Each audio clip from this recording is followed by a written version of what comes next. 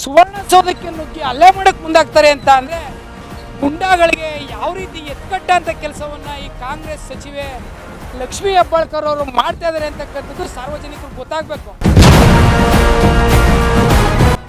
ಆ ಗುಂಡಾಗಳಿಗೆ ರೌಡಿ ಶೀಟ ತೆರೀಬೇಕು, ಅವ್ರನ್ನ ಗಡೀಪಾರು ಮಾಡಬೇಕು ಅಂತ ನಮ್ಮ ಮೈಸೂರು ಜಿಲ್ಲಾ ಘಟಕದಲ್ಲಿ ನಾನು ನಗರ ಕಾರ್ಯದರ್ಶಿಯಾಗಿ ಒತ್ತಾಯವನ್ನು ಮಾಡ್ತಾ ಇದ್ದೀನಿ. ರಾಜ್ಯಾಧ್ಯಕ್ಷರಂತ ವಿಜಯೇಂದ್ರನವರು ಏನೇ ಕರೆ ಕೊಟ್ಟರು ಸಹ ಇವತ್ತು ಕಾಂಗ್ರೆಸ್ ಕಚೇರಿಗೆ ಮುತ್ತಿಗೆ ಹಾಕುವಂಥ ಕೆಲಸವನ್ನು ಮಾಡ್ತಾ ಇದ್ದೀವಿ.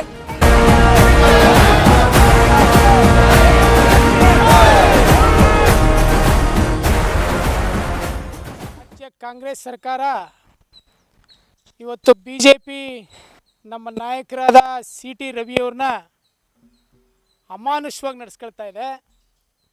ಎಲ್ಲೋ ಒಂದು ಕಡೆ ಕಾಂಗ್ರೆಸ್ ಸರ್ಕಾರ ತೋರಿಸ್ತಾ ಇದೆ ಕಾಂಗ್ರೆಸ್ ವಿರುದ್ಧ ಹೋರಾಡುವಂಥ ಕೈಗಳನ್ನು ಹತ್ತಿಕ್ಕುವಂಥ ಕೆಲಸಕ್ಕೆ ಇವತ್ತು CM ಸಿದ್ದರಾಮಯ್ಯವ್ರ ಸರ್ಕಾರ ಮುಂದಾಗಿದೆ.